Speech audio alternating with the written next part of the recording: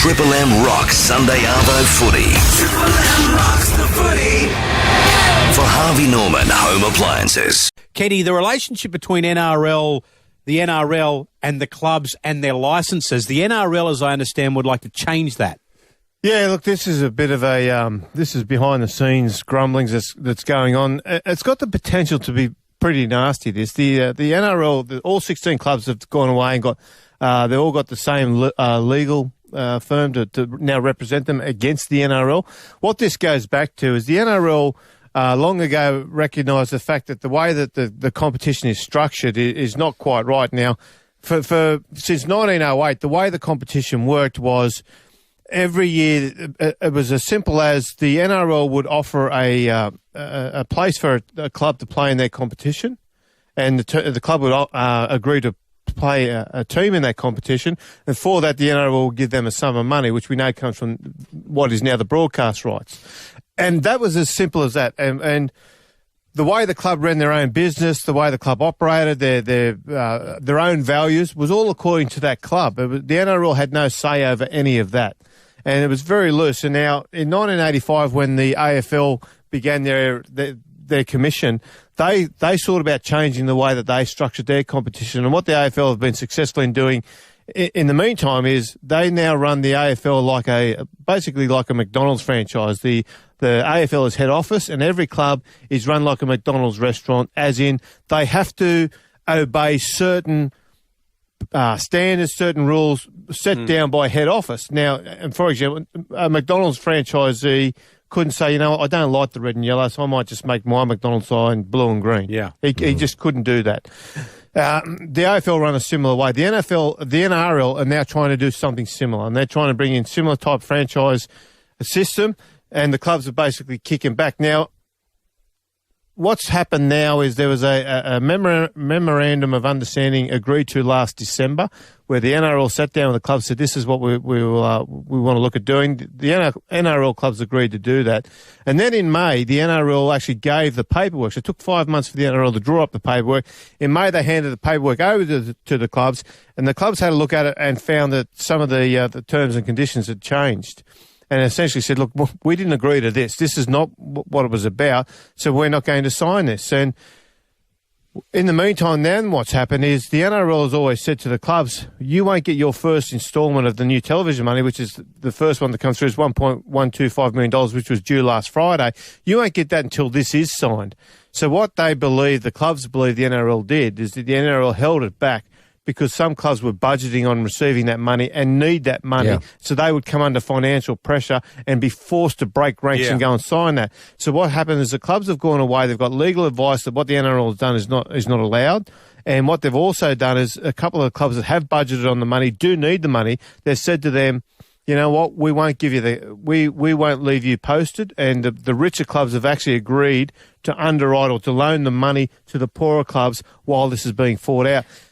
It's got the potential to go nuclear, to be honest. Look, you can understand it, though, Kenny, from an NRL's... Look, I can understand the individual clubs and wanting to have ownership of, obviously, and be run the way that they see fit. Yes. I can also understand the NRL's position. Absolutely. You're trying to sell for $1 billion something that basically you can't control, like what happened with Parramatta. Now, they have no control over Parramatta and the situation. If I'm a broadcaster that's paid $1 billion for that, I'm coming back now saying, well, give me, I want some sort of compensation.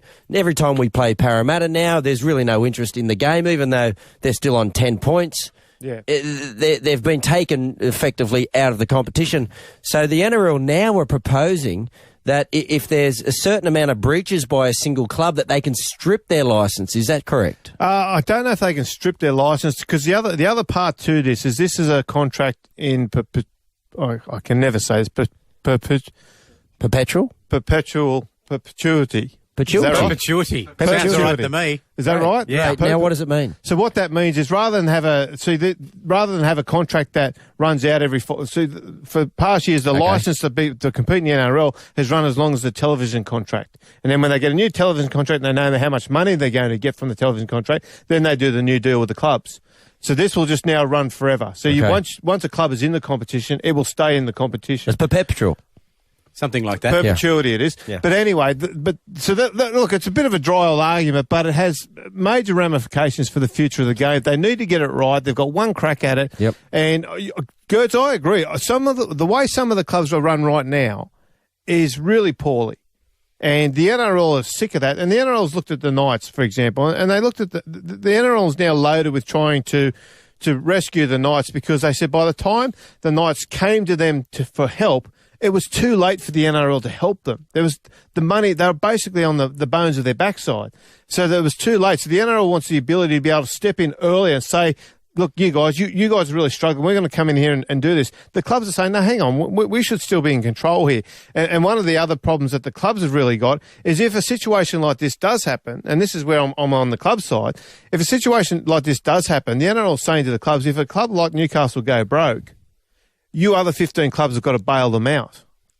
And the clubs are saying, well, hang on. Right. We've got no access to their books. We've got no idea what's going on. You as the NRL do have access. Yes. So you should identify that. Take on your due diligence. And if you see that, identify that there's a problem, then you should step in and fix that. And the NRL saying, no, the clubs have got to bail them out. So this is all that the AFL model? What are the similarities with the AFL model? Because I know that they do have more of a structured leasing agreement where they do have a little bit more control over the individual clubs. They have more control. I'm not sure to the extent that the AFL has over its clubs, but they have more control.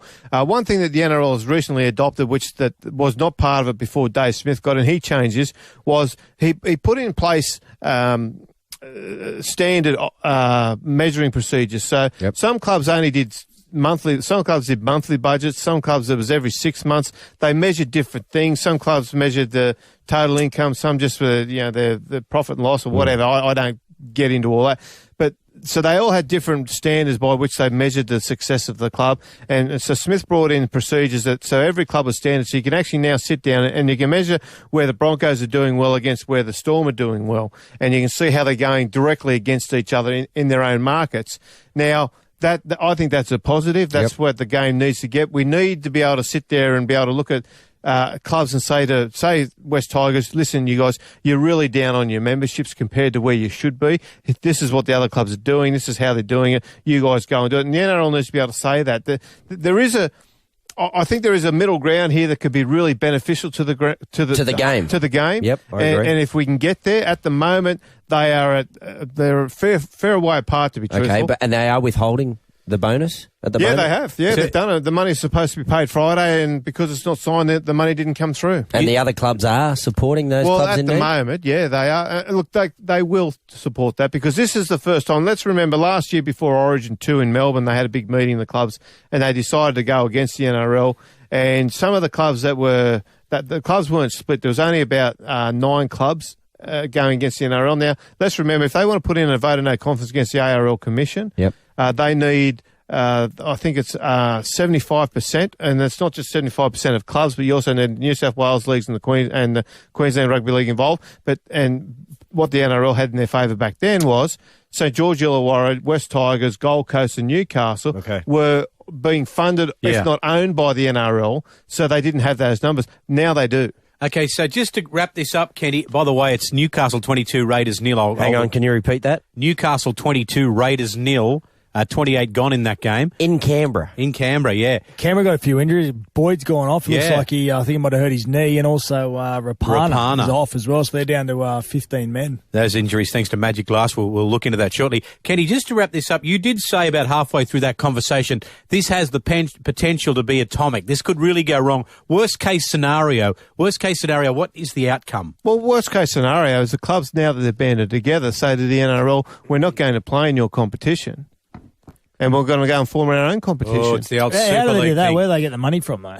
They'd need a massive backer, wouldn't they? Like a Super League type person to come in? Not necessarily. All they need is a television deal because they've got to play somewhere. But by the same token, the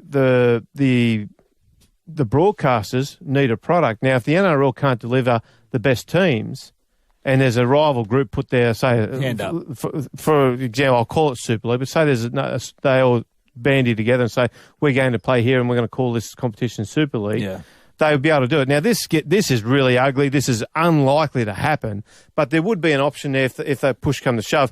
hopefully common sense intervenes here and something happens.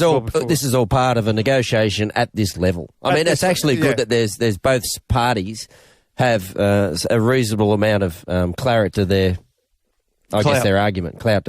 Yeah, not claret. You don't want any claret. I was just actually looking at Jared Croker, who's dropped the ball over the line, and he's got a face full of claret. So Newcastle 22, Canberra 0, and they just dropped one over the line. He dropped one over the line. They bombed one earlier too, but they threw a forward pass. That should have been a try. So they're in all sorts. Let me ask you this, Scal. What would your, if you're coach now of the Raiders, what would your halftime speech be? Oh, I don't know if I was coach. I know if I was captain and standing behind the line, I'd say what I said last night. Just stick to our systems. Let's get the ball. I mean, as we saw before, I don't think they've completed a set. Yeah. They just dropped the ball over the try, and they bombed a try earlier, so they could quite easily have 2 tries on the board. They just got to stay relaxed and stick to their systems. Do you ever bollock blokes?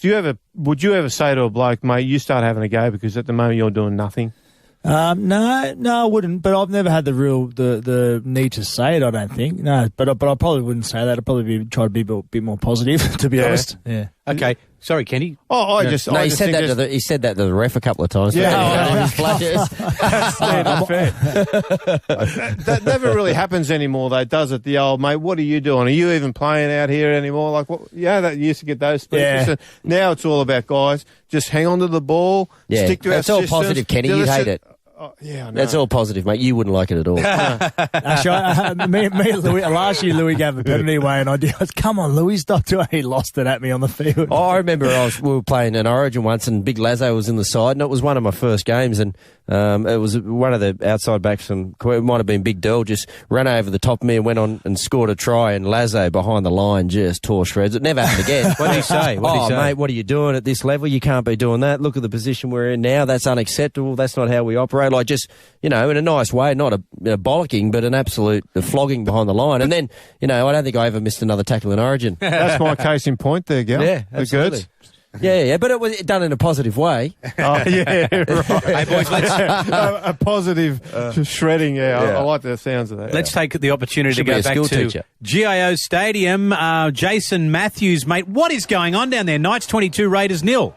Tell you what, this sideline is so busy. Boyd's just come back out of the change rooms. He's been on the bike.